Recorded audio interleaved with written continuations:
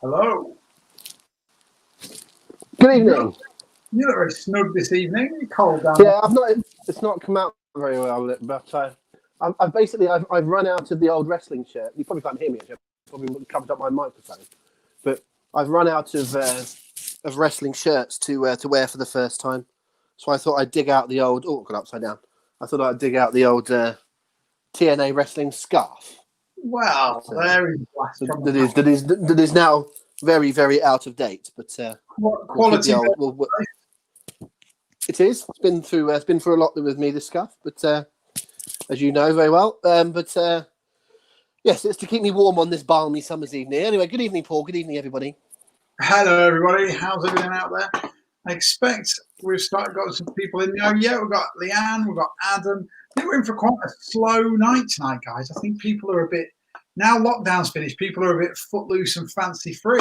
Patrick's here. Hey, Patrick. So everyone's having barbecues apart from us and Will. Is that all right?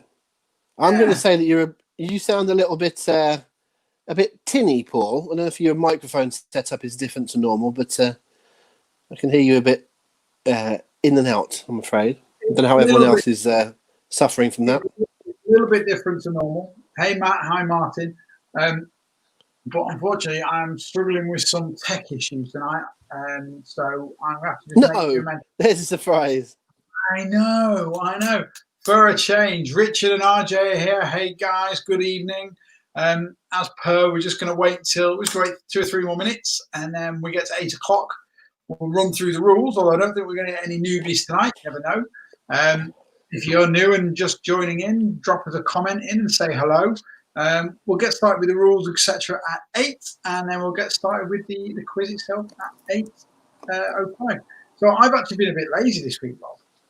What is that, Paul? Well, I've actually got some help with my questions.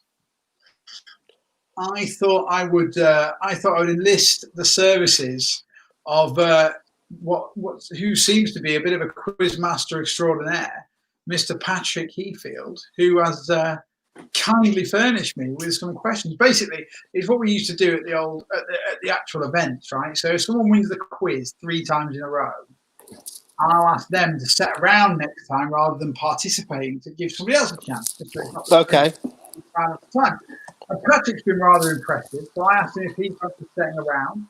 Turns out he is a quiz master himself, like yourself.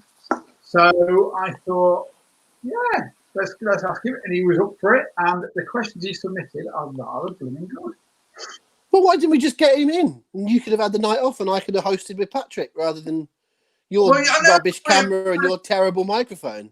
You might have enjoyed that, but unfortunately, I do value this on a Sunday evening, so it's not something I want to miss. Mark and Chris are here. Good evening, gents. How you doing? Weren't bothered about the podcast this week, were you? Too busy to do the podcast this week. I had to drag Hatch in to do the podcast, and he was the superstar on that as well. See, he's too good. I can't have him doing too many things too often because he's a bit too good. That's why we only keep him to doing about 3 minutes in total in this hour and a half extravaganza. Right. You were delighted when I told you were going to do it instead of me.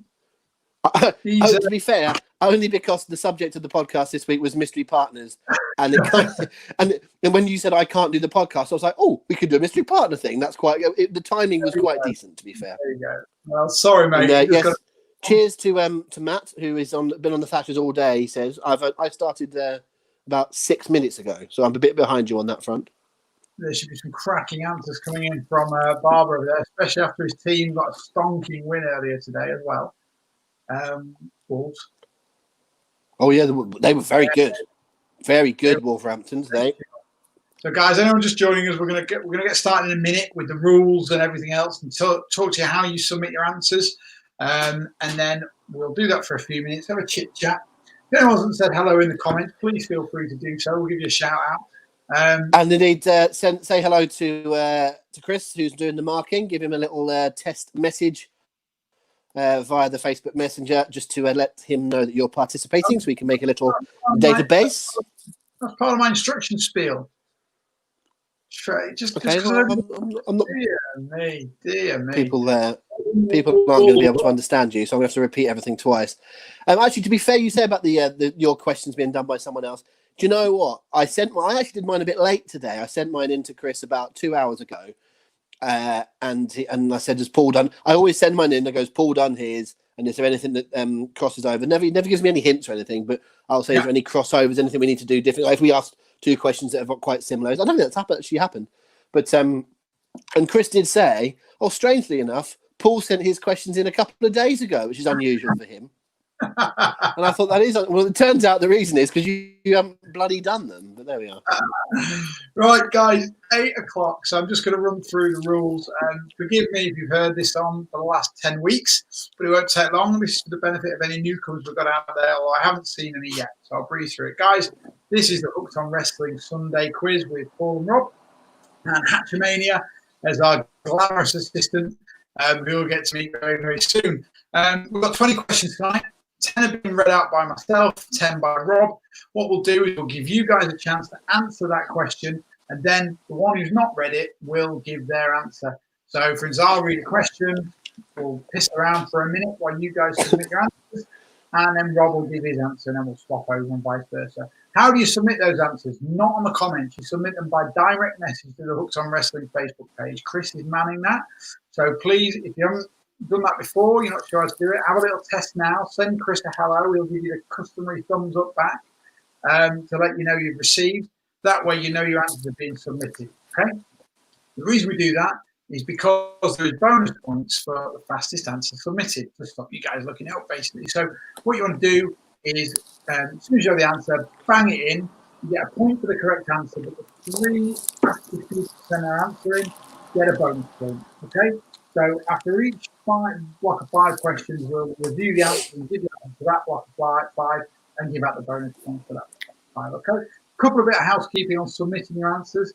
First of all, please put the number of the question at the start of the question. So 1, answer 2, answer 3, answer, and so forth. Really helps Chris keep a track of everything for bonus points' sake. Secondly, only your first answer counts. So if you put an answer in and you feel like you've cocked up, you change your mind, you realise you made a mistake, don't bother resubmitting. You'll just confuse Hatch and he'll just curse you.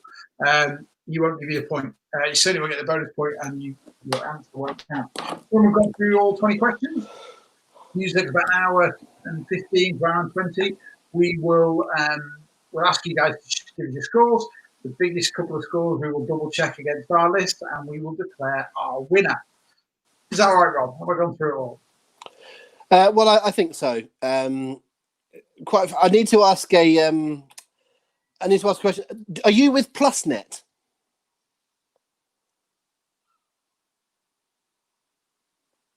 Oh, that was good timing. As he stopped, just as I've said that, I was just about to take the piss out of his internet, and he stopped. So if the rest of you can still hear me, hopefully, Chris, nod if you can hear me. I can see you today, Chris. Yeah, okay, Chris can hear me. So I was just about to take the piss out of Paul's broadband, and his broadband failed. I was about to suggest that that PlusNet, real honest broadband from Yorkshire slogan. The only person I know that lives in Yorkshire has the worst broadband of anyone I've ever met.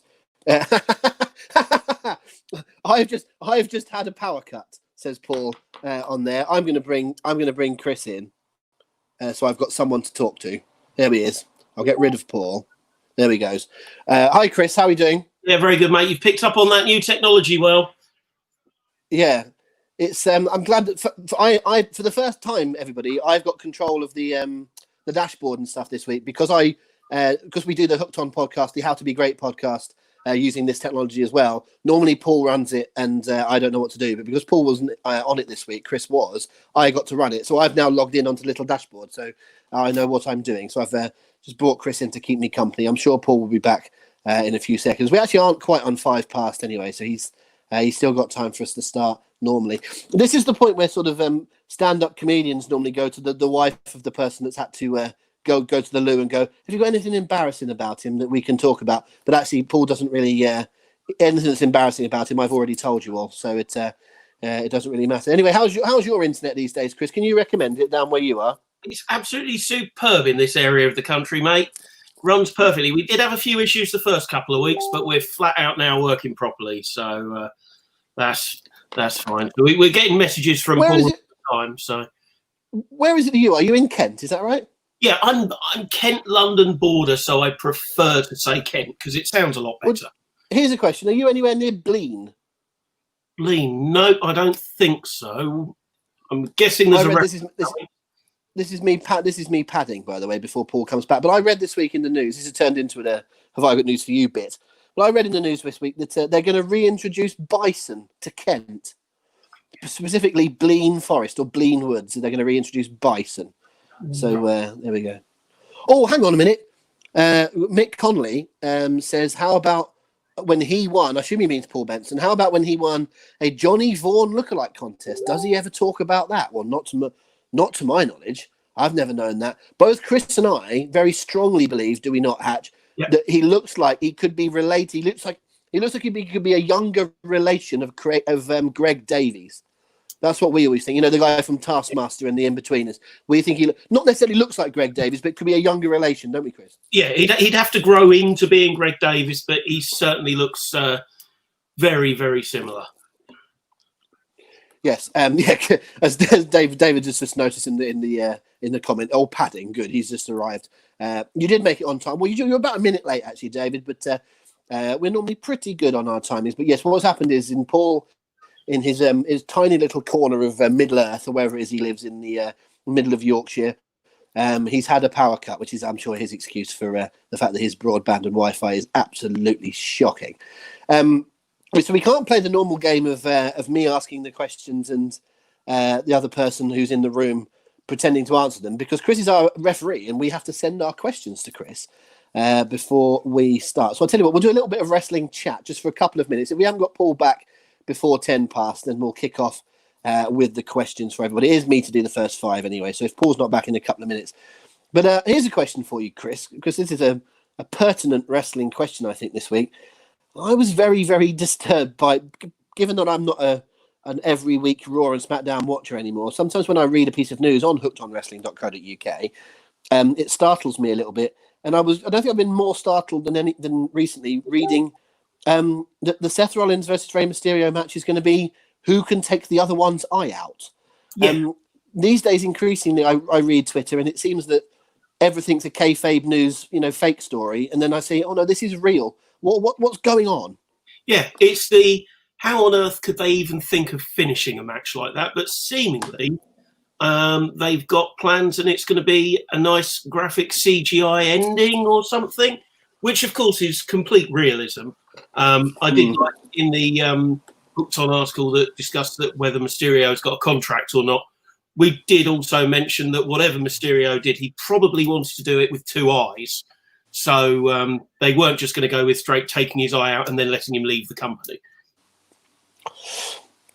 No, it's CGI, says Leanne. Let's have your best eye puns, everybody. We don't mind that. We'd like a good pun on the Hooked On Wrestling Sunday night quiz. I've just had more information from Mr. Benson, who says I'm back in the room, but I seem to be on my own. So that might be something to do with his. I don't know if he's talking about the quiz. Or his family situation, or whatever it is, but he's doing his own quiz to nobody, and we're still waiting for him. I tell you what, we'll get started. We'll work on some technical stuff because you don't want to hear us whittling on all night while we try and wait for Paul to get himself sorted out. So let's crack on. So what we'll do, folks, is I'll do 5 questions. If we get Paul to get back in the room shortly, I'm gonna have to invite him back in, I think. So I'm just gonna have to do a little bit of. Chris, can you just give everyone a rundown of how we're going to work the quiz, just while I try and get Paul back in?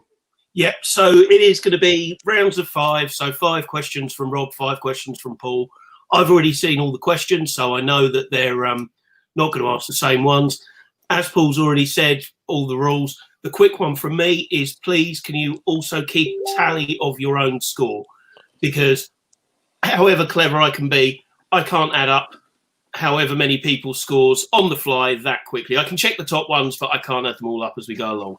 So, yeah, and there'll be a lot of stalling like this from Rob and Paul to give you time to answer as well. Yeah, so usually the stalling is deliberate later on to give everyone time to answer the questions. At the moment, it's because of Paul's awful broadband. So stay where you are, Chris. We'll start. And we'll do a little bit of chatting, and hopefully we'll be able to get Paul back in the room sooner rather than later. So, like I said, the idea would be I'll do 5, Paul will do 5, then back to me and back to him again to do the 20. My 5 generally have a little bit of a theme, but I'm not necessarily going to tell you what the theme is. So the same is for both of my 5s tonight. Both have a little thing in common. You don't have to get it to be able to get the points, but it does help to get the answers. Oh, here he is. Hang on a second. Now let me bring him back in. Hooray! Hooray! Here he is. Can you see me? Unfortunately, yes, and actually slightly better than normal. The light above you is ruining things a little bit. You can do without that light in the top, but other than that, you're looking swell. That's my halo, mate. I'm afraid I can't do anything about that. Sorry, guys. Power cut, and they wouldn't let me back in. My Wi-Fi is totally shagged. Rob, you're going to have to take over as host, mate, because I can't see any comments or anything like that. Or okay. Did he say his Wi-Fi? Did you say Wi-Fi? Is that what? I did. Oh, good. Because I said, I honestly, I'm very sorry to be coarse, but I thought you said your wife. And I thought you said my wife is absolutely shagged. And I thought we don't need to be knowing that kind of information. But you said Wi-Fi. Thank goodness. I am sorry about that. Right, okay, we're about to start my quiz, Paul. So I'm going to have to. I'll get rid of you, Chris, for the time being. But thank you for doing such a good job filling for the second time for Paul Benson this week. Yeah, we'll say cheerio to Chris just for the time being. There he goes, and it'll be me and Paul on Paul's new rather strange portrait setup. Okay, here's my first question then. So straight into it, Penton. No time to warm up. It is question number 1. What was the name? Oh, look what's happened to him now. Going sideways. He's all over the place. Oh, we're Deck and Ant, according to Leanne now, because we're the wrong ways around. Maybe this will work better. We did once do a job swap on the Hooked On podcast where I got Paul to host and I was like the second person. And quite frankly, it was a disaster. So let's see how we go tonight doing this. Question number 1 tonight. Finally, we'll start the quiz. Question number 1. What was the name of the team that comprised Lance Storm and Justin Credible in ECW? What was the name of the team that comprised Lance Storm and Justin Credible in ECW? Okay. Right. So I'm not thinking. I know the answer to that. But good. I'm just realising I can see everyone's answers coming through. So, excuse me if I go dark, but I'm just going to delete the Hooked On the Facebook app from my phone, so I can't see anything through. This is a shambles, everyone. He's gone. He's gone again. Now we can hear you and not see you. This is the strangest broadcast we've ever done. It's like that time when. Do you remember when the Icelandic volcano stopped them all coming back over and ended up being a roar with about 7 people, and it felt very strange. It feels like one of those nights. I had 5 nights in Cannes on my boss's expense. Stuck. You couldn't get out on a train. You couldn't hire a car. I couldn't leave. So I just sat and got slowly pissed in the French Riviera sunshine for maybe 3 days. And then I had to get a train from Cannes to Marseille, Marseille to Paris, a taxi across Paris, Paris to London, stay in some dingy dive hole in King's Cross, and then finally got home to leave the next night. It was cracking. Sounds rubbish. I was in Huntingdon, as I remember. It wasn't quite as lavish as you. Anyway, give me an answer. I'm sure all the answers are in by now. Give us an answer. Impact Players. Impact Players is what Paul says for question number 1. As I said to everybody just before you came in, Mr. B, don't forget there is always a little theme to my 5. Yeah. I'm not necessarily telling you what that is just yet. The question number 2, what connects money, beer money, and devastation? What connects money, beer money, and devastation? That is the question number 2. And a couple of comments from the room. Martin Richards is struggling with his OCD because we're the wrong way round. Mick Connolly suggests that PlusNet are running your lights as well, although actually your screen is much, much clearer than it was earlier, so something's working well. And Will Kitchen says, is Paul Benson channeling Kane's first few WWF months in 1997. I don't know if he's suggesting that you should have a mask on, or whether you ripped your door off to get back in. I'm not sure. Another comment I saw from Mick Conley, I believe, was about a Johnny Vaughan lookalike contest. Oh, you did see that, did you? I wondered if you saw that. Yes, is that true? I've never seen that. I've never heard that one, mate. I've had a few lookalikes in the past, but Johnny Vaughan's a new one. I'll take that. I'm going to say Johnny Vaughan. That's not the worst. Not the worst. Funny enough, I have sat on the table next to Johnny Vaughan in a bar in the O2 Arena before Monday Night Raw. That's a claim to fame, that is. That is true. I was in a bar. You know the bar on the left-hand side as you go in the main doors at the O2. You know the first one on the left. I do. Yeah. Me and you have drank in there before, so it's definitely one you're familiar with. That first bar on the left-hand side, and Johnny Vaughan met Sean Pertwee, who is the son of John Pertwee and is an actor in his own right. Yeah. And they sat on the table next to me. Anyway, that's plenty of stalling. What's your answer to question 2? Money, beer money, and devastation. Beer money, and devastation, Inc. Incorporated. Okay. Question number 3. I'm looking for a city. Here is the answer to this. Is a city, not a country or a county or a state or a province. I'm looking for a city. Where did WrestleMania 8 take place? Where did WrestleMania 8 take place? So not the arena, not the state, not the country, the city in which WrestleMania 8 took place. Okay. You like that mania, don't you? It's one of your little secret pleasure manias.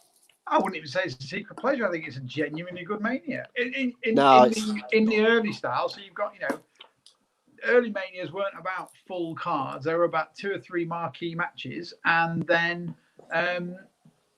sort of filling it basically. Yeah, that's true. There's two good matches. There's 2 good matches. There's 2 good matches, and they're both matches are very good. But there's a lot of stuff to be had there as well. Obviously Hogan's. I'm a Sid mark, right?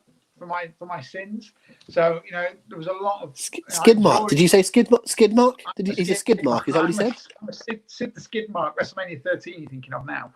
But I enjoyed the build to Hogan Sid. I enjoy Sid a lot. Then you've got the Undertaker against Jake the Snake. Another good build. Shawn Michaels' first solo WrestleMania. It was, and just the whole sort of pageantry of the whole thing. It was in a great big dome. It was just great. I really love it. And it's my first WrestleMania. And everyone always enjoys the first time, don't they? That's true. That is true. What's your answer for question 3?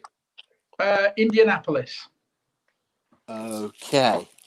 See what's going on with the little connection? Number 4. Lisa Moretti is the real name of which former WWE's Women's Champion? Lisa Moretti is the real name of which former WWE Women's Champion? Your sound's gone a bit funny there, mate. I don't know if it's for anybody else, but it's gone really crackly for me. Okay, I'll say that again just in case. Can you hear me better now? Let me say it again just in case. You can hear it absolutely fine. You can hear it fine. It's just crackle behind it. Okay. Is it okay now? It seems to be popping quite bad. It's fine, Matt. Can anyone else hear it, or is it just me? It might just be me. If it's just me, it's really not a problem. Okay. I haven't got the theme for these, by the way, but I do think I've got all the answers. Okay.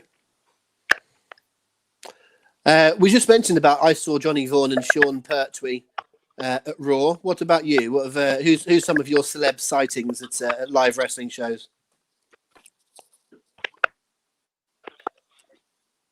Oh, is he gone again?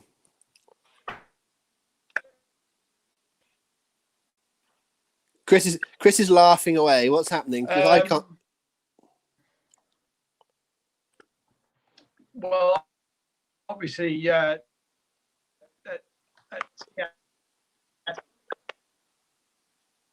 No, I'm here. I'm here. Can you see me?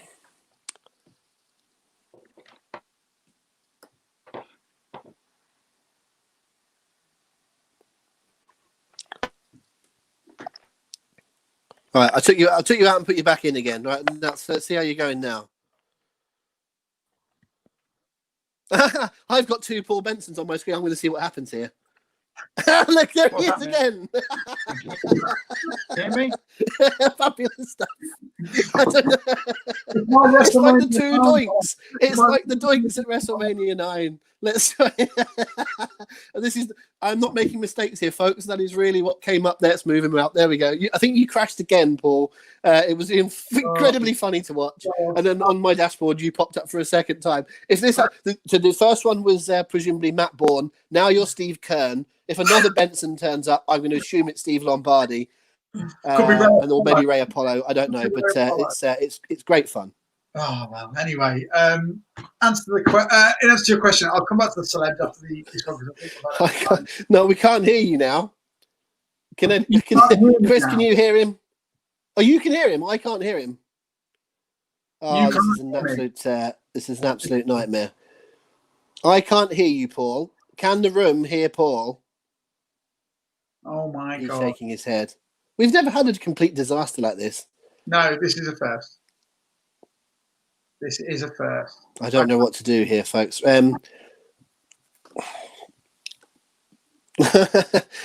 Mike, come to the room. My crackling has gone, and everyone else can hear Paul, but I can't hear him. Why don't you? But it does sound like you're drowning, says Adam. Oh, goodness me. I really don't know what to do here because me and you not hearing each other, mate, is not ideal. Can you hear me? Give me a nod, Paul. Can you hear me? Okay, but I can't hear you at all. Okay. What to do? I'm going to get rid of him. We might get a third Paul here now. But let's try and bring him back in. Let's see how we go now. Hello, Paul. Can you hear me? Yes, I can hear you now. There we go. If you're just joining us, by the way, we're legitimately only on question 4. And it's not because our normal range of waffle. Please be more animated because I can't tell whether you're just being slow or whether you're breaking down. Can you hear me now? Should we carry on? I can hear you now. Answer the question. Excellent. The answer, I think, it better be right now after all this build-up. I think it's Ivory. Okay, let's do number 5 because we need to crack on. We'll do some nice little bits of chat and banter when things actually work. But here's number 5. What was the nickname of the 1980s wrestler King Parsons? What was the nickname of the 1980s wrestler King Parsons? He probably wrestled a little bit before the 80s and a little bit after, but certainly the 80s was his heyday. So he was known as something King Parsons. That is question number 5. I was just asking before we seem to go some sort of audio wormhole about what celebs you'd seen at the wrestling who you might have sat near, but the more ordinary the better, I would say. None of your fancy well-known people. Eamon Holmes. Okay, Eamon Holmes at the wrestling. Cool. Bradley Mark Cavendish, the cyclist. Right. I thought you were going to say Bradley Walsh. I can't see Bradley Walsh at the wrestling. Jack Whitehall. Kevin Owens' wife. Does she count as a celebrity? I don't think she does. Really, very much not. No. I've seen a few footballers at the wrestling. Scott Parker, Jerry Francis. Yeah, right. Okay. I've seen there. Yeah, Jerry Francis, who's got hair like mine. And the 100-meter runner Jason Gardner, not the judge from the Strictly on Ice, but the 100-meter runner. So yeah, a few different people. But have you got an answer for number 5 for us? No, my answer to number 5 is Iceman. Okay, right then. Let's go through those 5 again. Have you worked out where there might be a connection now? No, I actually can't. Obviously, apart from the same initial, but that's all I've got. Well, that is it. So you have worked it out. So let's work through them again. Let's see how we got on. Number 1, what was the name of the team of Lance Storm and Justin Incredible in ECW? Paul said the Impact Players. And that is correct. What connects Money, Beer Money, and Devastation? Inc. or Incorporated. Indeed. The only other team that I could think of that had that was also, do you remember the Inc. TNA? Those guys, yeah. Which was Shannon Moore and Jesse Neal, I think, wasn't it? But I thought I can't do ink. What does ink stand for? Along with ink. But anyway, incorporated is the answer. If you put ink, we'll give you it. But yes, incorporated being the answer. Devastation Incorporated was an old territory group managed by Skandor Akbar. Where did WrestleMania 8 take place? Indianapolis. Indianapolis, correct. Lisa Moretti is the real name of who? Ivory. And what was the nickname of 1980s wrestler King Parsons?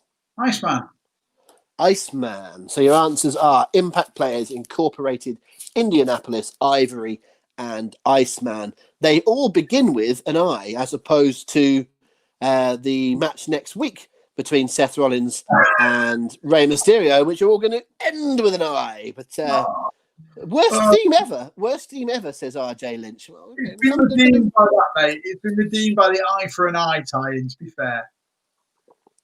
What's that? It's been redeemed by the eye for an eye tie-in, to be absolutely fair. Yeah, well, it's okay. Sometimes we can have ones that are different to normal. Let's bring in Chris Hatch. He's shaking his head. I might not bring him in now because he's shaking his head there. He's not happy about something. But Chris, what are you upset about, sir? Piss Up and Brewery come to mind, guys. Sorry, mate. I'm sorry. To see what my technical issues are going to be tonight, because I don't know if I've got the energy to go through it after you two. Anyway, bonus points for the first 5 questions. Chris Marden 4, Patrick Heafield 3, RJ Lynch 3, Will Kitchen 2, David Reed 2, Martin Richards 1. That's Chris Marden 4, Patrick Heafield 3, RJ Lynch 3, Will Kitchen 2, David Reed 2, and Martin Richards 1. Good scores.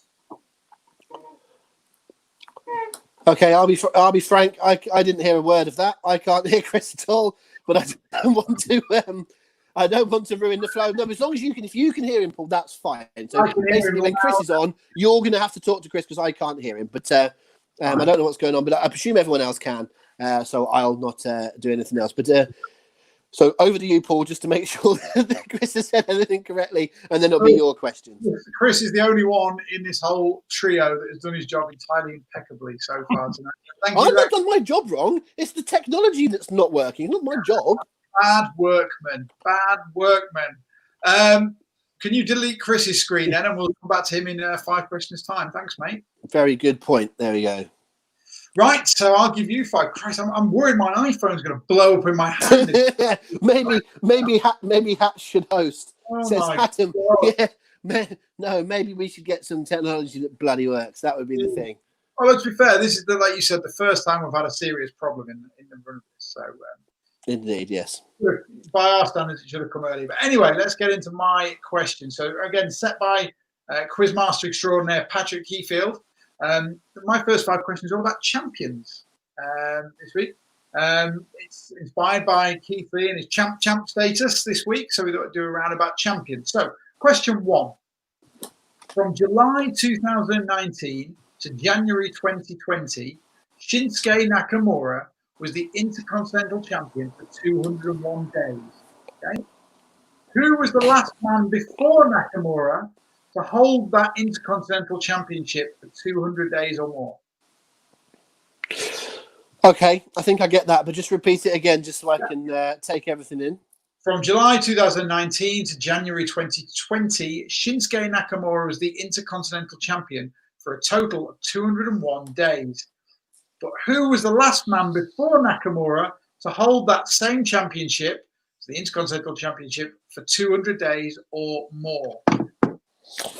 That's a good question. It's a good question. I find that the IC title is one of those that's kind of gone that I used to be able to basically tell you the entire history of it for about 20 years. And now, sometimes now we'll say people that have been the IC champion, I'll go, they've been IC champion. And so I've lost my connection with that a little bit. It's a good one. I've got a couple of ideas. I certainly don't know, but I'm just trying to think of a couple of people who it could be. Let's go with. I'm really not sure, but the other problem is with the IC title is I sometimes get that title confused with the US title. Yeah. Been both being sort of secondary things. I'm going to go for the Miz. I feel like the Miz was IC champ for quite a while, so I'm going to say the Miz. Okie doke. Right, that was question 6. So question 7. Question 7. Adrian Neville retained the NXT Championship at the first NXT TakeOver in May 2014. Who did he defeat that night? So Adrian Neville was the NXT champion going into the first NXT TakeOver in 2014. He retained his title that night against whom?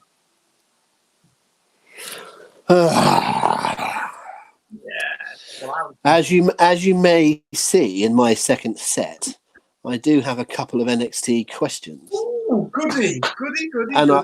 And it means I've been looking at things to do with NXT takeovers and NXT titles, and so therefore I should know this. And I don't. And I don't. Yeah. What's going to end up happening here is I'm going to end up doing one of those answers where I say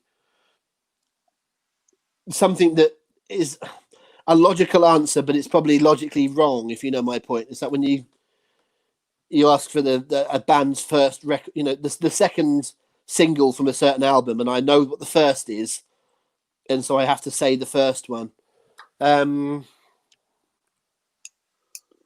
Let's have one. I'm gonna say Bo Dallas. Bo selector. You selected Bo. Okay, fine. I'm gonna say Bo Dallas, but I think there's a reason why that's probably wrong. Okay. But it's all I could think of. Question number 8. The Big Show won his first WWF Championship at the 1999 Survivor Series in his second match of the evening. Okay. Name all 4 of his opponents in the first match. Well, I'm going to be a bit more lenient here. I'm going to say you get a point if you get 3 of the 4. What can I say? I'm in a giving mood. So the Big Bloody Show, hell! his first WWF Championship at the 1999 Survivor Series in his second match of the night. Name all of his opponents from his first match. All 4. Are you saying it was a Survivor Series match? I am. Right, that wasn't clear. I remember him winning the title, and I vaguely remember the fact that I am literally just going to have to. How many have I got a name? You need to get 3 out of the 4, so you're allowed to name 4. So it was a 4. It was a 4-on-4 match. Yes. Okay. 1999. I should at the very least be able to pluck out some figures from 1999, shouldn't I? That would have been knocking around then. I can't even tell you if he was a babyface or a heel, to tell you the truth. I'm just trying to work out what my timeline was. Pick a week. Yeah, he changed so much. I think he must have been a heel. Let's go for Too Cool let's go for Too Cool, Rikishi, and let's do one more on top of those. Edge.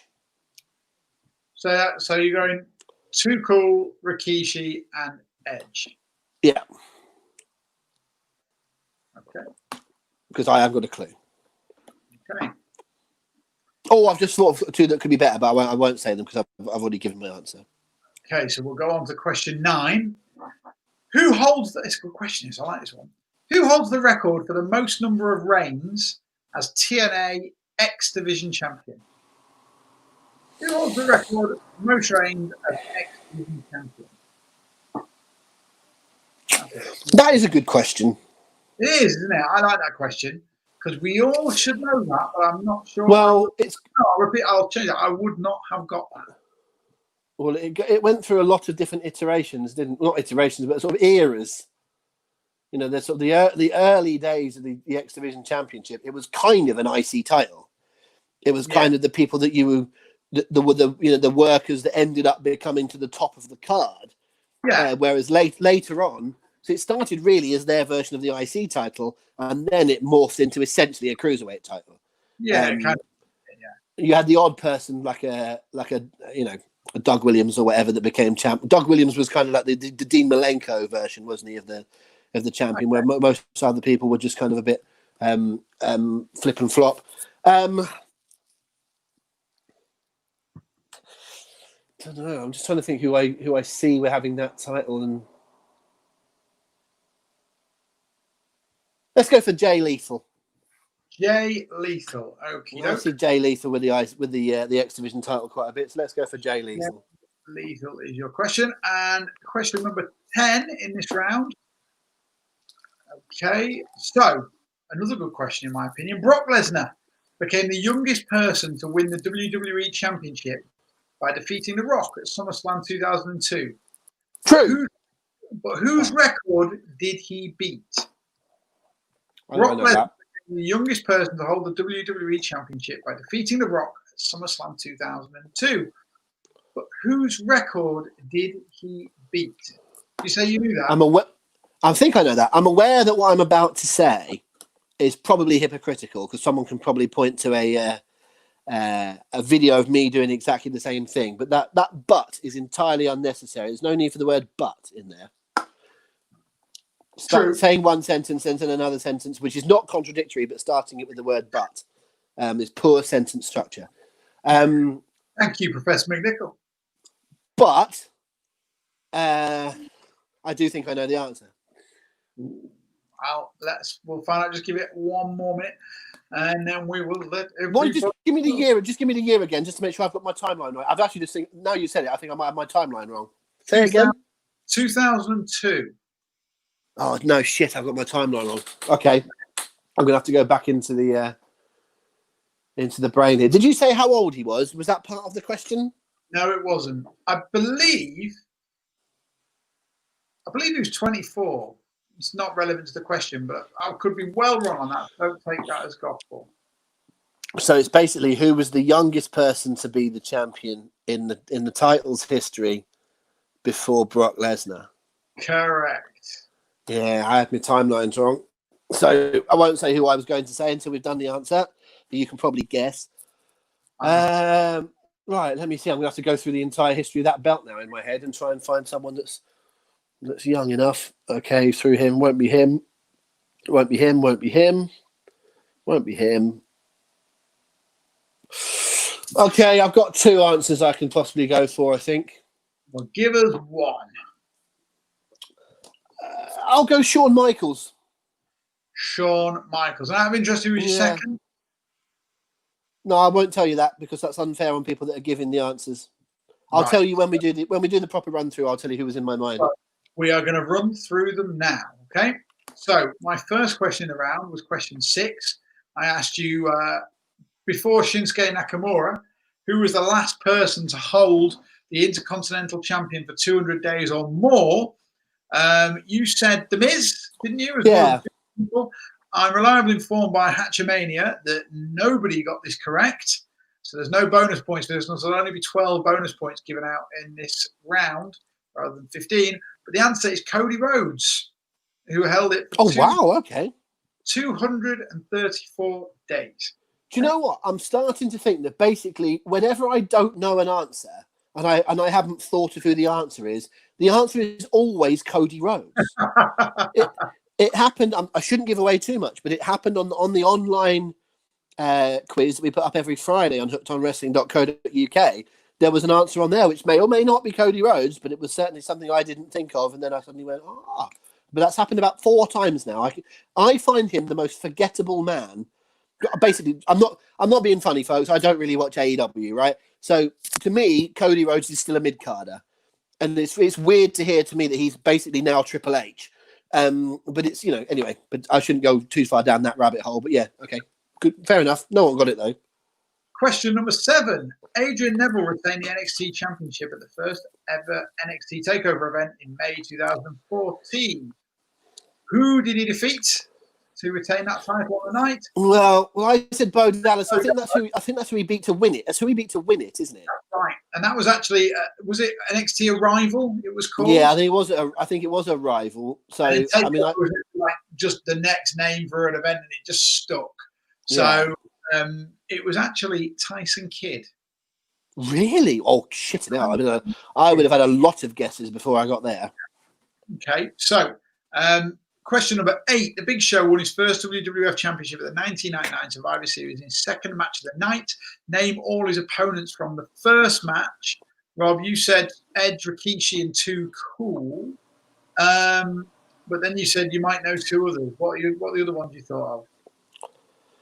I thought maybe Al Snow and Steve Blackman would have been good contenders to be in a Survivor Series match around then. But now, to be fair, I'm not actually convinced. Now I don't think he was even a heel. Now I think he was a babyface because I think his first defense was against the Boss Man. So now I think I would probably say Boss Man, Bull Buchanan, and a couple of other people. Well, you'd have got one right in that case. It was actually the Big Boss Man.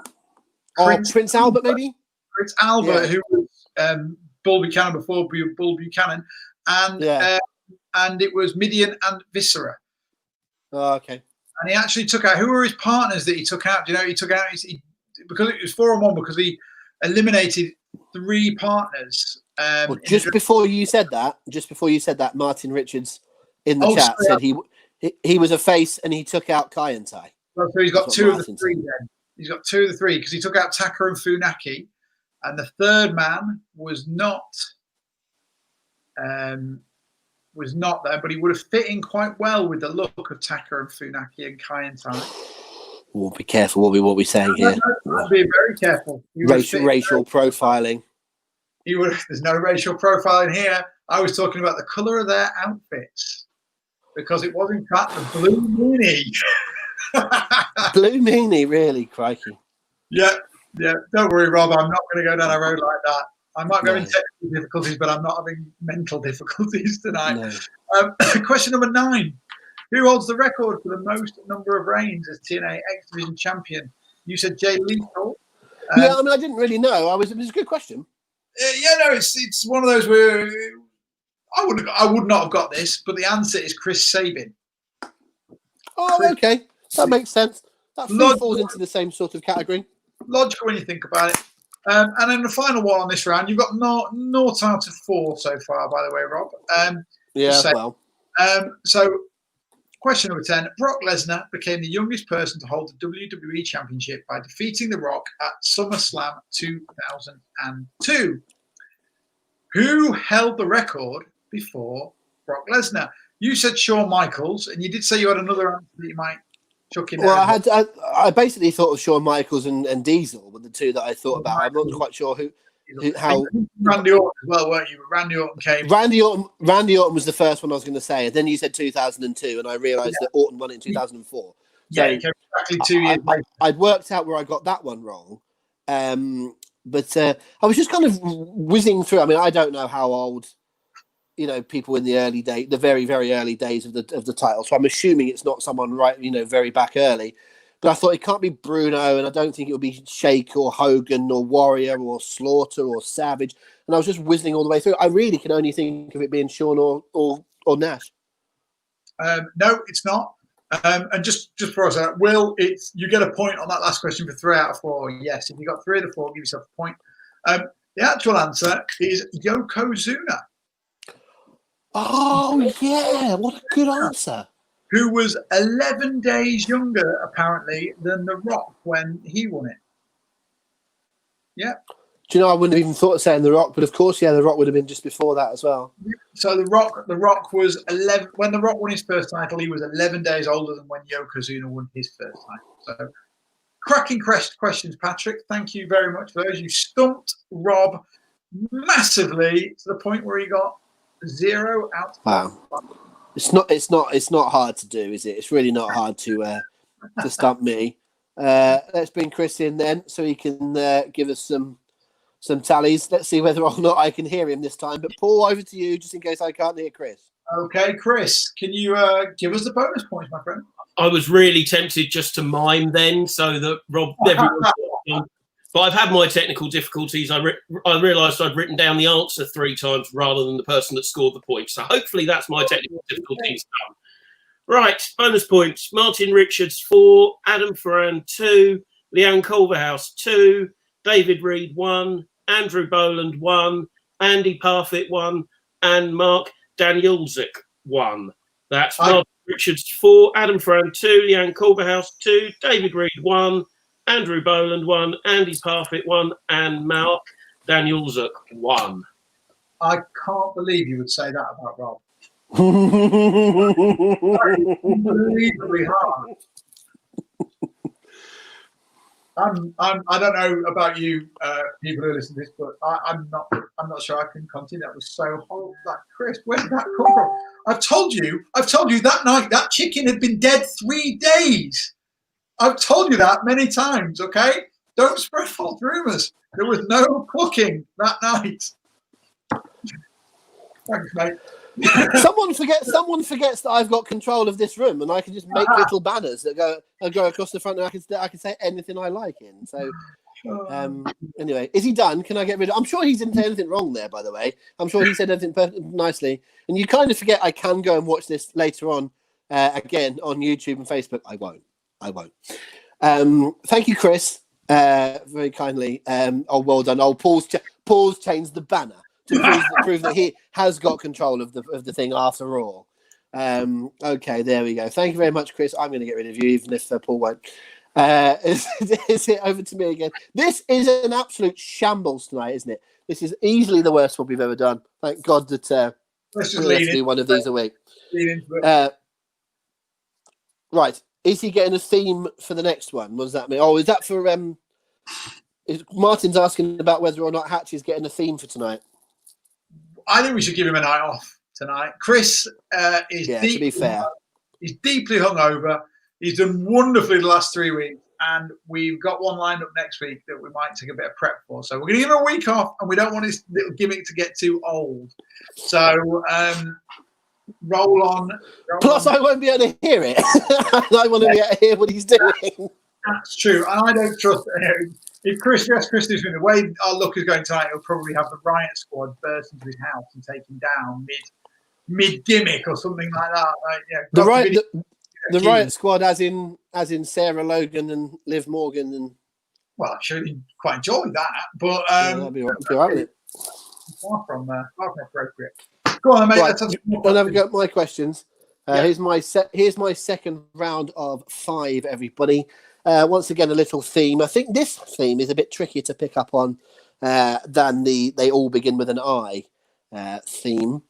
And I would suggest the thing to do is to not go too deep into trying to assign the theme, but just answer the questions and just have some fun with it. Okay, here we go. So it's question number, what are we on? 11. Question number 11.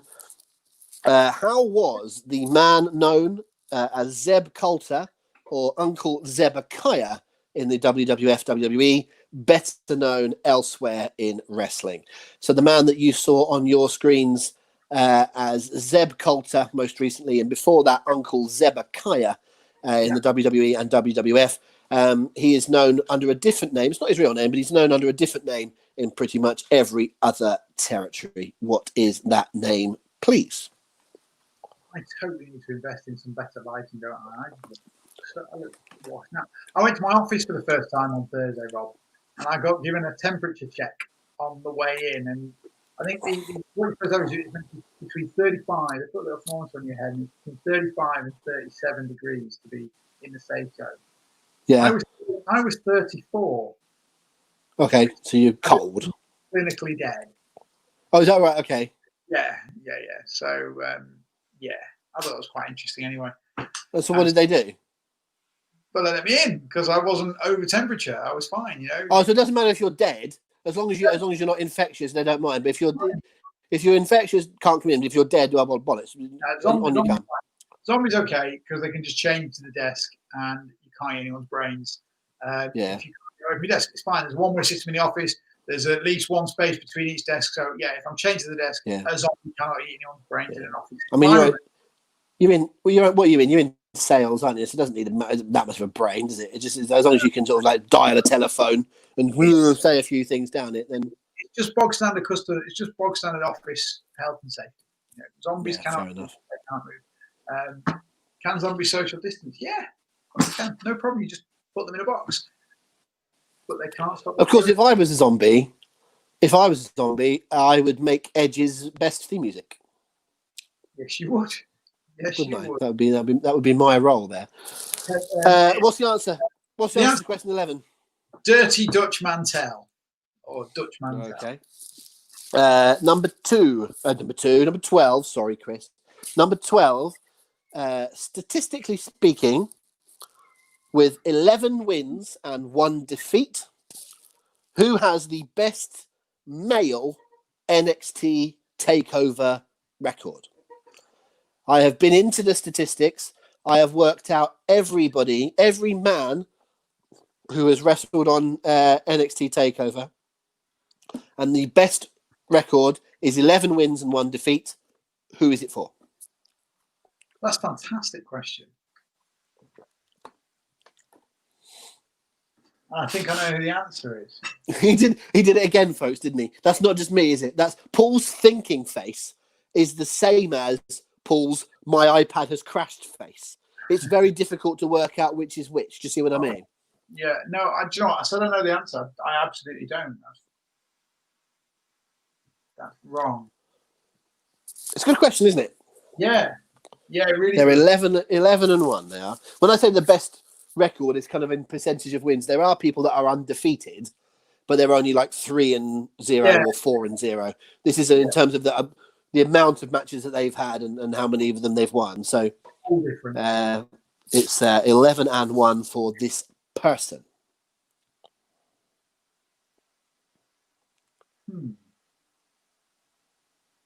So they need to have been in NXT for about 3 years, wouldn't they, to get 12 takeovers under their belt? Here's a subsidiary question. Do you know how many takeovers there have been? About 27? 29. Yeah. 29.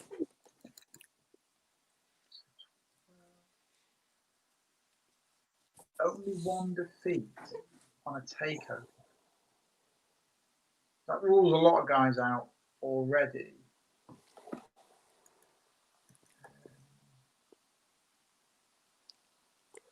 No, I'm not accusing you of cheating here, Paul Benson. You don't have to look like you're looking at a computer screen or something. I'm actually looking at my Denver Broncos. I've got 3 screens here, right? Across the piece. I'm actually looking at the one gap in between. Right.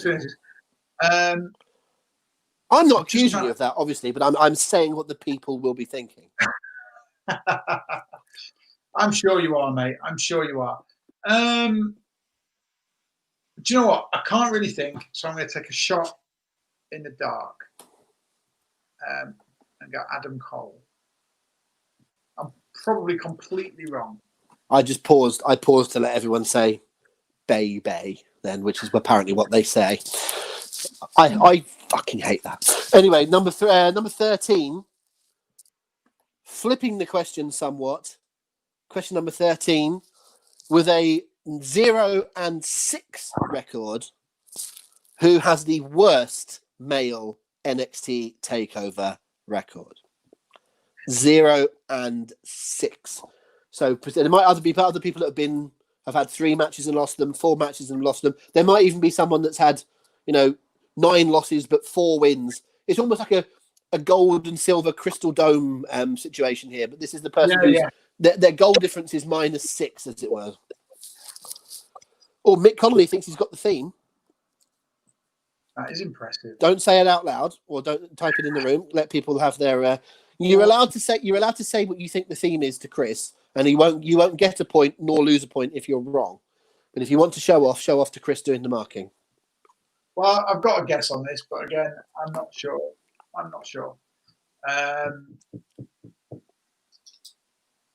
But I've got a guess. Let's hear it. You want it now? Okay. Yeah. Cassius Ohno. Okay, Cassius Ohno. Question number 4. Martin Richards thinks the theme is immense. So 14, you're coming up to. whether or not they've got these questions or not. Question 14. Who was Simon Gotch's partner? Who was Simon Gotch's partner? Is question 14. I think I've got the theme now. Still can't work out what the two answers were, though. Okay. It might be a bit more of a straightforward question. Speaking of partners, folks, when Chris has done his final, or not final, but his third update on the bonus points before Paul does his final round, I'll give you the topic for next week's Hooked on Wrestling How to Be Great podcast, I should say. Last week's, the one that me and Chris Hatch recorded during the week, was about who has been the best mystery partner / mystery opponent. You can go to the YouTube channel or onto any of your usual podcast providers to hear the one we recorded in the week. And then Paul will hopefully be returning to record with me this week when we do our brand new topic. And I'll tell you what the topic is before we do round 4. But for now, let's see if Paul's got answers 14. Aidan English. Aidan English, says Paul. Interesting you say that today, being as it is. Oh, I've forgotten his name. Is it Miro? Is that what he's called now? Miro. Rusev. Miro. My joke was going to be that today is Miro Day, and then I couldn't really remember what he was called. Stick to the script this time, Rob. Indeed. Probably No, indeed. Number 15. What was the name of the regular feature on TNA Impact during 2012 that introduced us to the likes of Alex Silver, Sam Shaw, and Taylor Hendricks? What was the name of the regular theme on TNA Impact during 2012 that introduced us to the likes of Alex Silver, Sam Shaw, and Taylor Hendricks? Well, I think I know the answer to that, but the theme, I am absolutely. RJ Lynch, who slaughtered my first theme, now says this was the best theme ever. So I have gone very much from zero to hero during the last 40 minutes or so. But look how confused he is, folks. What I really like is there's more and more people in the chat saying, great theme, love it, immense, that's great. Benson's going, don't know. Thought I had it, now I don't know. I thought I had it. I thought I had questions 11 and 14. And I was racking my brains to try and get answers to 12 and 13 that fit. Because I thought, right, what's happening here? I would say almost certainly the theme that you think it is probably right. And you just can't see it for 15, or you've got 15 wrong. Oh God, yeah, I've just seen it. Oh, there we go. Ding. Okay, so what's number 15? What's your answer to number 15? Good check. Okay, let's go through these again then. What I'm looking forward to now is if you can get 12 and 13. So number 11. Number 11. How is Zeb Coulter or Uncle Zebekiah better known elsewhere? Dutch Mantel. Dutch Mantel. Number 14. I'm skipping. Number 14. Who was Simon? Who was Simon? No, do it all. Confuse everyone, and you confuse Chris. No, Chris knows the answers. Chris is marking. This doesn't affect Chris at all. Number 14. Who is Simon Gotch's partner? Aidan English. Correct. What was the name of the TNA Impact thing that had Alex Shaw, Taylor Silver, Bob Hendricks, Jimi Hendrix, Jimmy White. Who was it on? What was that show called? Sandy Shaw. Yeah. Gut check. Okay. Probably the worst thing that's ever been a regular feature on any wrestling show ever. Quite possibly. Appalling. But yes, so we have Dutch, we have English, and we have Czech. And okay. I now know the answer to question 12. Question 12, with 11-1 record, who is the best? Who has the best record of all the NXT takeovers in the male department? Presumably that's Finn Balor. Finn Balor. That is Finn Balor. And with a 0-6 record, who has the worst NXT male takeover record? I don't know this one. Have you got all the other questions right so far? Have you got all of them right? I didn't get Finn Balor. I said Adam No, Cole. but if I were to let you have the Finn Balor one, because I'm nice. Yeah, then I've got them all right. Yeah. Would you have them all right? So you'd need to get this one, would you, for the perfect 10? As always, yeah. Which has been the case for the last 2 weeks, and I failed both times. Yeah, you keep failing to get that perfect 10, don't you? Yeah, I do. Yeah. What's the answer? Well, it's not Cassius Ohno, presumably. No, it's not. Oh no. Oh no. Oh God! Oh, hooray! He's realised. Hooray! Ty Dillinger. Thank you. Oh, there we go. Ty, you see, Ty. Not a tie. I got everyone in the comments willing me to get it right as well. Yeah, just everyone seeing what I'm doing, everyone trying to hint to you, and you're going, "Is it Cassius Ohno?" Well, no. To be fair, I will never, ever, ever replicate the Juice and Domino situation from about 7 or 8 weeks ago. But that was a reasonable one. Well done, Paul. I think you did very, very well. It's not my night. It's not my night, but I've still 8, and you can still only get 5. So, all right, let's bring Chris in. There he is. There, and I'm going to assume I can't hear a word he says. So over to you, Hatch, and over to you, Paul, to do listening. Okay, Hatch, be nicer this time, right? What Rob did is still only illegal in 17 states. So just calm it down. I'll try and be polite. Don't you worry. Okay. Right. Patrick Heafield 4, Martin Richards 4, Andy Parfitt 2, RJ Lynch 2, Adam Frand 1, Mark Daniels at 1, and Chris Marden 1. One more time, please, my friend. Yeah, Patrick Heafield 4, Martin Richards 4, Andy Parfitt 2, RJ Lynch 2, Adam Frand 1, Mark Daniels at 1, and Chris Marden 1. Awesome. Well, I might have failed my perfect 10 at the last hurdle, but Chris is still the only one of the three of us that has managed to nail his landing all night so far. So well done, mate. Thank you very much. Not a problem. See you in 5. Yeah, if Rob decides to get rid of me. If Rob decides to get rid of me, see, I can hear him now.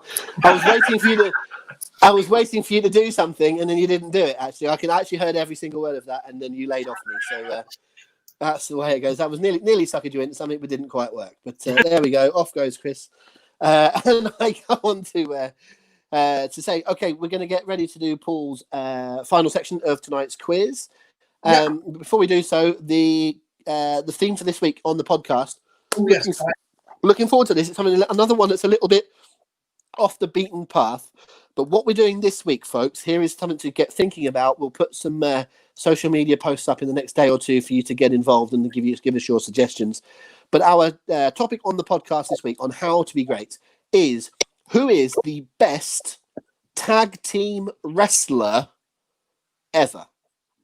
Not who's the best tag team. Who is the best tag team wrestler ever? So you may choose someone that was the best in their particular famous tag team. For example, you might pick Road Warrior Hawk, that was always associated with the Legion of Doom. You might think they're the greatest team of all time, and he's the best one of the greatest team of all time. Or you might, well, let's use an example, because Will Kitchen has just said one straight away. Will Kitchen immediately says Bobby Eaton. What a great shout Bobby Eaton would be. You think of him with the Midnight Express. You think about him with the Blue Bloods, various other teams across the years. There's other people that have been in lots of different teams. You might go for those. All sorts of ways to take that, folks. But our question is, who is the best tag team wrestler ever? RJ Lynch says Billy Gunn. Another fine suggestion. So when we put the things onto social media, we will ask you to get involved with that and to give us your suggestions and a little reason why. And then we will cover that on the podcast this week. Looking forward to doing so. We'll usually record it Tuesday, Wednesday, and it normally goes up online sort of Thursday, sometimes Friday. Awesome. Yeah, I look forward to that one. It's a good topic. It's good. It should be good fun. Here we go. Right, last round, guys. I've got a theme for this one, but unlike Rob, I give you my theme this week up front. Well, Patrick's theme, should I say. And the theme for this one is 3. 3 is the magic number, is the name of the round. So everything revolves around the number 3 in some form or fashion. So we'll start, as is customary in this round, with question 16. Okay. CM Punk's last WWE match was the 2014 Royal Rumble, where he entered at number 1.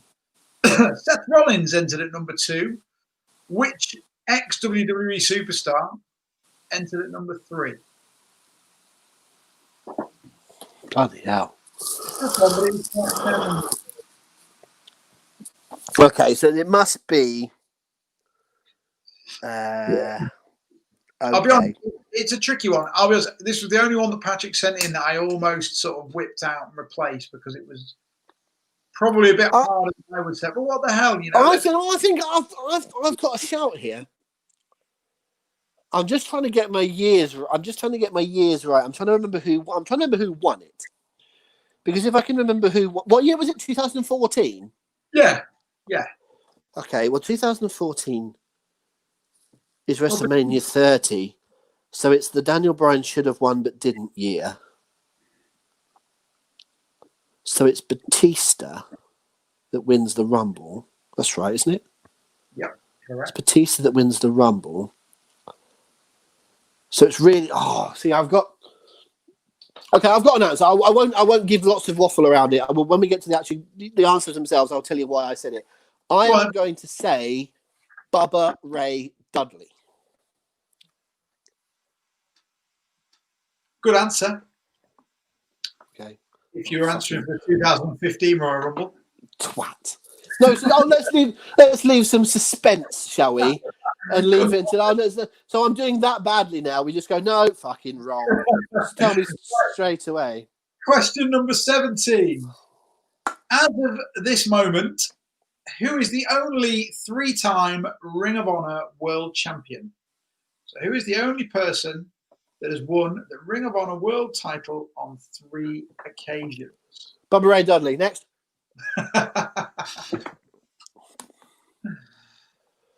Yeah, so there only one guy. They went for a long time without having anybody win it even twice, didn't they? They went for an awfully long time before anyone won it for a second time. The Ring of Honor World title? Yeah. And there's still only been, because I sort of did a similar question around this, and for a quiz the other week, and there's only been 3 people, I believe, that have held it on more than one occasion. Is that right? So I can't say it's something I follow. The field is narrow. It's what? Sorry. The field is narrow. Oh, the field is narrow. Right, okay. When in doubt, Bubba Ray Dudley. I think. Yeah, well, it's not a bad theme, is it? Sure. Well, I'm trying to read between your lines there because I know what I would have said, and actually, the thing that I would have said will presumably be wrong given the parameters that you've just offered. So let me see who goes a little bit later on.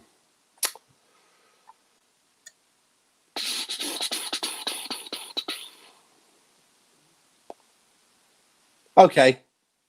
I've got an answer. Well, then, give us it. Tyler Black. Tyler Black. Never heard of him. Okay.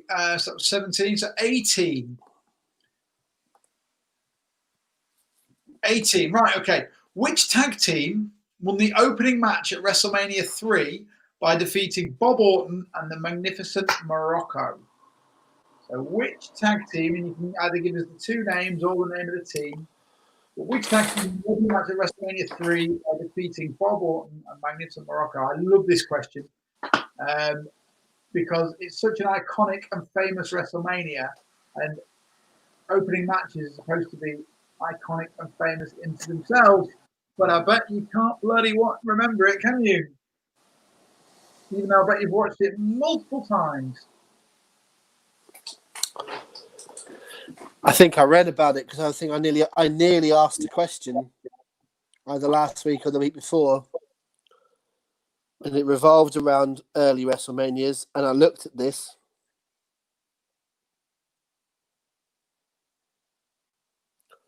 Which team? WrestleMania 3. Oh, quite. So WrestleMania 3 is 1987. Just just to let Martin know, Martin, you can actually watch Ring of Honor in the UK on the Fight Network if you fancy. Yeah, It's not like nowadays. I wouldn't go out of your way to watch it, but if the only barrier is to watch, then it's there.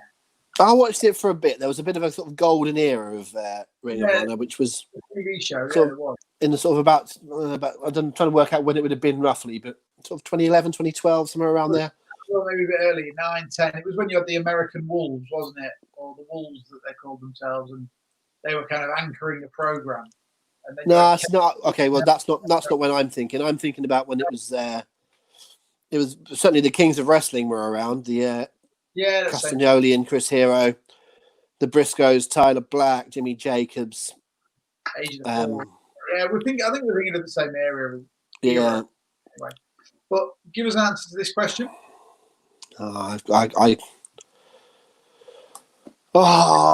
This is so frustrating because I tell you what it was. I know when it was now that I looked this up. Do you remember I asked a question? Was it last week or the week before? And I asked about the only person that lost 3 tag matches in a year, and the answer was Zeus.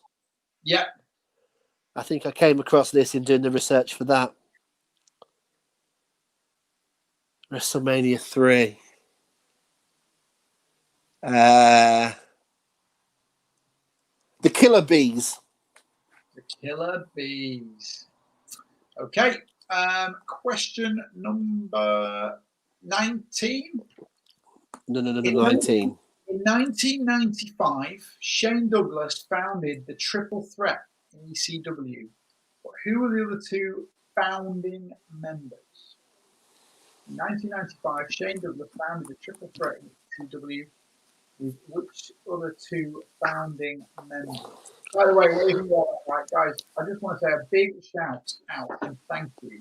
There's a couple of you here at least who've done this already, but we put our Hooked on Wrestling merchandise store live on. Oh, yeah. And we've actually sold some stuff. And it's, I was blown away. Like, thank you to all the people who are in the room who bought some stuff. T-shirts, mugs, pillows, hoodies, all sorts of different stuff. And it looks really cool, actually. We've kept it basic. We've got a style. We're going to add more. So keep looking back. But if you fancy having a look, just do us a favour and go and have a look. It's at hookedonwrestling.co.uk, and then just click on the merchandise, or the merch tab, and just have a look.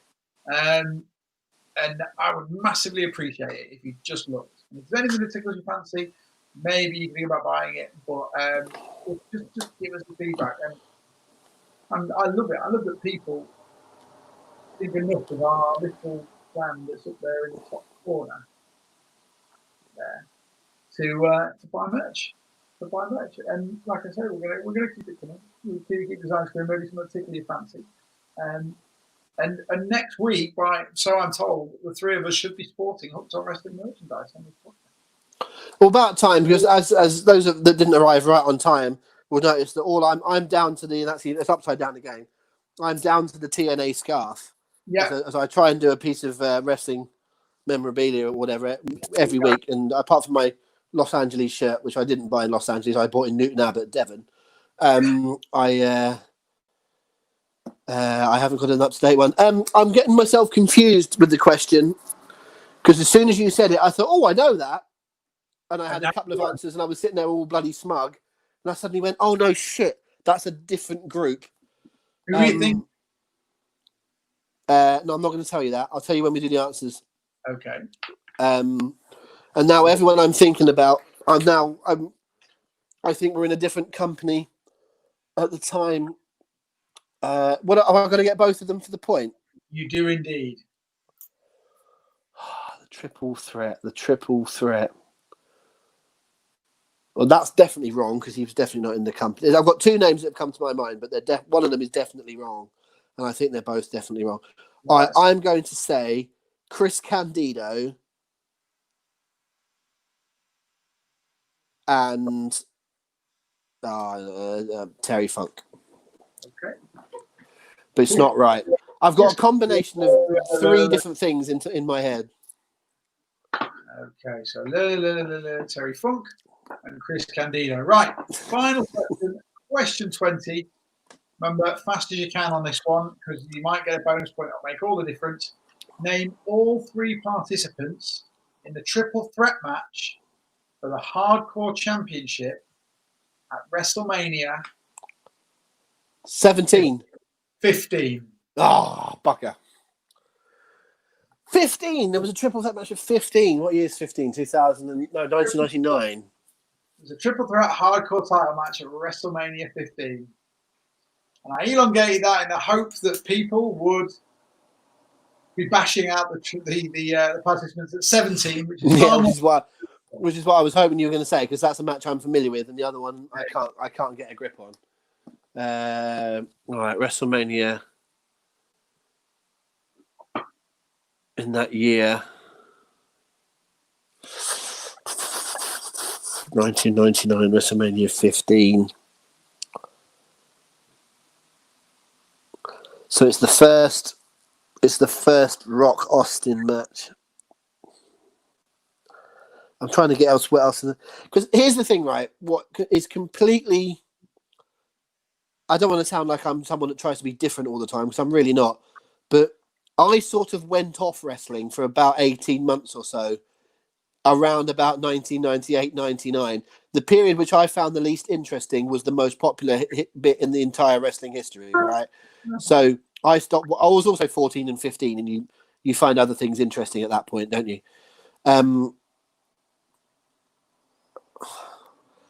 There was definitely a WrestleMania where they flipped the title matches. The IC title and the hardcore title participants, they flipped the Outlaws.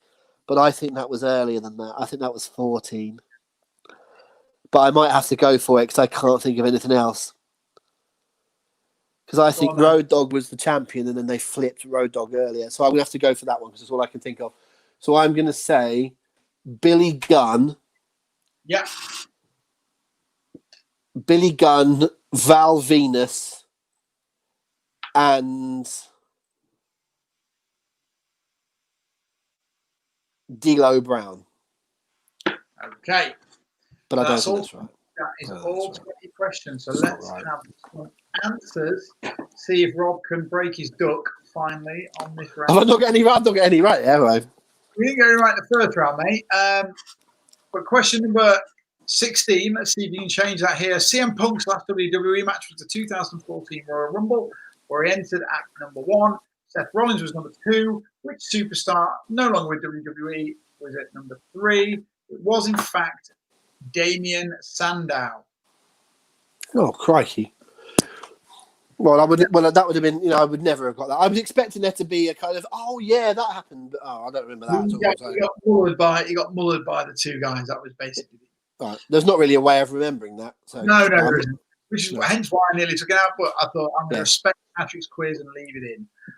My answer was a better answer, even though it was wrong. It was more entertaining. Question 17. As of this moment, who is the only 3-time Ring of Honor World Champion? You said Tyler Black. The answer is, in fact, Adam Cole. Well, again, wouldn't. Baby. Right, so 0 from 7 so far, Rob. Question 18. Which tag team won the opening match at WrestleMania 3 by defeating Cowboy Bob Orton and the Magnificent Morocco? You said the Killer Bees. They were actually later on the card. Were they against the Bolsheviks? I can't remember that bit. But they were later on the card, and the opening match was won by Rick Martel and Tom Zenk, the Can-Am Connection. We've had these are 3, and honestly, I could have been here till midnight, and I wouldn't have got any of these so far. Well, question number 19. In 1995, Shane Douglas first founded the group, the Triple Threat. Who were the other 2 founding members? Famously, I think the most famous members were Candido and Lance Storm. And I know Bam Bam Bigelow was part of it at one point. Oh, right. See, okay. I was going to say Chris Candido and Bam Bam Bigelow, right? They were the 2 that I was going to say. And then I realised that 95, Bigelow is firmly in WWE. In fact, as is Candido. Right, okay. So I was also thinking of, I know there was something called the Jersey Triad, which I think Bam Bam Bigelow was part of. Yeah, later on. That was in WCW in '99, and it was Okay. Big DDP and Canyon. Okay, So- and there was also, I'm also thinking of the first ever triple threat match, which was Shane Douglas and Terry. That's why I said Terry Funk, because I'm thinking of the first ever triple threat match. So I had all sorts of different things in my brain. That's nice, but the answers are in fact Chris Benoit and Dean Malenko. Oh shit! I wouldn't know. I have literally just no chance of these. I would have got that one, but I think that might be the only one in the round. Oh no, I would have got the Ring of Honor one. But that's anyone else. So, question 20. Finally, Rob, can you get the perfect one? Can you get the perfect one, or can you get the round match on zero? We'll see. Name all 3 participants in the triple threat match in the Hardcore Championship at WrestleMania 15. no, I can't. Yeah. Billy Gunn, Val Venus, and D'Lo Brown. You were right in that they flipped the Outlaws, but they didn't flip the entire matches. They just flipped the participants in the match. So it was actually Billy Gunn in there with Hardcore Holly and Al Snow. So the champions remained the same for the belts. It was just the champions that changed. So Rob, congratulations, my friend. It's a perfect score. I'm good if I don't bring you in here for your expertise, isn't it? Well, there's a difference between expertise and trivia. I mean, I know more about wrestling than everyone put in this room and you and Chris put together, but I just don't know trivia. That's the difference. Right. Speaking of Chris, let's bring him back in to get those bonus points. Chris, are you ready to disassociate yourself from Rob yet, or should we give him one more week? It's a close call, but somebody might have to take over. You never know. Right, let's deep breath with these bonus points because there's a wide spread this round. Leanne Culverhouse 3, Will Kitchen 2, Chris Marden 2, Andy Parfitt 2, Adam Ferrand 1, Mark Daniels at 1, David Reed 1, Martin Richards 1, Andrew Boland 1. Excellent. There is a spread there. Let's have them one more time. Yeah, I'll just catch my breath again. Leanne Culverhouse 3, Will Kitchen 2, Chris Marden 2, Andy Parfitt 2, Adam Ferrand 1, Mark Daniels at 1, David Reed 1, Martin Richards 1, Andrew Boland 1. Wonderful. Congratulations. Well done, everyone. And thank you again for participating. We really appreciate it. We had quite a small turnout this week. Our little crew of regulars, which we love. So let's just have your scores in, and we will assess which one is the winner. Have you managed to tie anything up this week, Chris, as we go, or is it? Yeah, I have. We're looking for around 21-22, I believe, for the top scores today. 122 for Chris Marden's in with a shout. Mick Connolly maybe has just missed out with 20. We've got David Reed and Adam on 14. 9 for Mark. Some solid for 18 for Leanne. So far, Chris and Martin are the. I was just working mine out, and I actually I'm a bit short of the top scores, but then I don't qualify for any bonus points. So. All right, so we've got 2 lots on 21. We're going to need a tiebreaker. We're going to need a tie-breaking question, aren't we? So I've got one. I know what we can do for a tiebreaker. Let me get on Wikipedia. Let me think. Okay. Well, Paul is researching. I will wrap up. We'll do the wrap up here and say thank you to everyone for being part of the quiz this week. It's always fun to do it, even if it's a bit demoralising for me that Paul nearly gets 10 and I don't get any. But there we go. Just the way it goes. Please do spread the word on this. We've had a bit of a peak a few weeks ago, and then we've had a bit of a tail off the last few weeks. As Paul did say, it might be that people are finding better things to do on a balmy summer's evening rather than sit and quiz with us. But if you've got any feedback in terms of how we can make it better, how we can attract more people, maybe moving to Sunday was a wrong decision. Maybe we need to move the night again. Whatever you think. But please feedback. It would be nice to hear from all of you. But mainly, thank you for everyone that's taken part because, as Paul says, we've got a nice little core of regulars and it is good fun. And hello to everybody, by the way, that's not doing this live. Because we do know, because people tell us that they tune into this on another occasion. If they're unavailable on a Sunday night, they do still watch the video later on and play the quiz. So hello to all of those people as well. You're just as important as everybody. Indeed. Well, not quite as important, marginally less important, but still very important nonetheless. I like them more. I've got a tiebreaker. So it looks to me like we've got Chris and Martin as our two. Does that tally with you, Chris? That's exactly what I've got down yet. Right, guys. So I'm going to give you a tiebreaker question. Get on your DMs now because you've literally got 5 seconds to input this. Okay. If you don't get it to Chris within 5 seconds, then your guess doesn't count. So be ready on your DMs.